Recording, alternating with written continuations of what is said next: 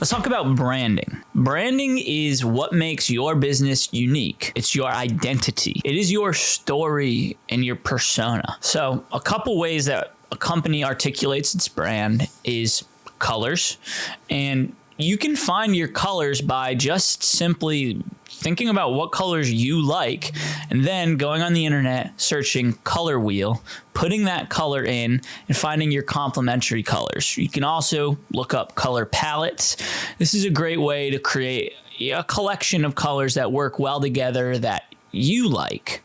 Now, it's also important to know that different colors do indicate different feelings for a consumer, right? So red has a different association than green, and yellow has a different association than purple.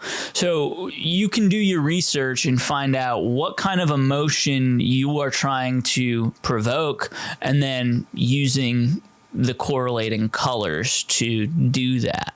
Beyond color, we have font, which is more complicated than you can imagine. Honestly, there's an entire science behind fonts, and I don't quite understand all of it, but I do know that fonts have personality, and you should think to yourself, what kind of feeling do I want people to feel when they see my font? Now, you want to make sure it's readable, and you also want a complementary font. So if you have your heading font, you're also going to want a subheading or a text font to go and correspond with that, right? Because usually when we see brands, you'll see the brand name and then under it a slogan. So you want at least two different complementary fonts, and you don't want them to be both super bold and strong personality. You usually want your heading font to have the most personality, and then you can use things like Adobe Typekit to help you find a font that correlates with it and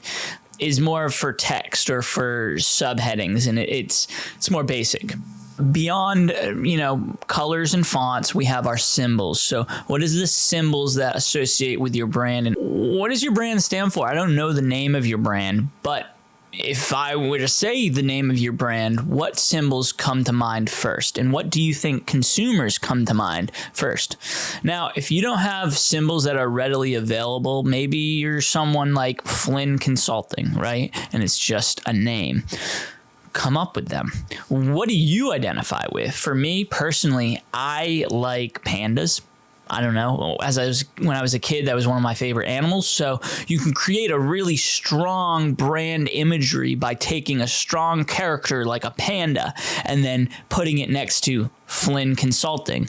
It gives a lot of life and personality to it. So don't be afraid to use symbols to really create that brand identity. Now, the fourth part of branding is the story.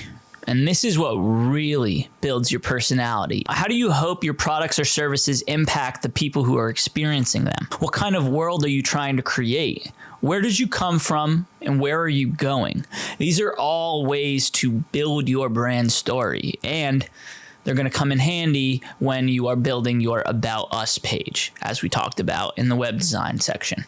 Now, with branding, it's important to create a consistent look and feel across all of your platforms. I remember back in high school, the high school hockey team had these new jerseys, and our athletic director told the team that they couldn't use the jerseys anymore because the logos and symbol weren't aligned with the rest of the high school. And I thought that was ridiculous. The reason he did that is branding. And now that's a little bit of a extreme circumstance, but his intentions were to build a brand around the entire community and to use the same symbols, to use the same colors, to use the same fonts, and you should too, honestly.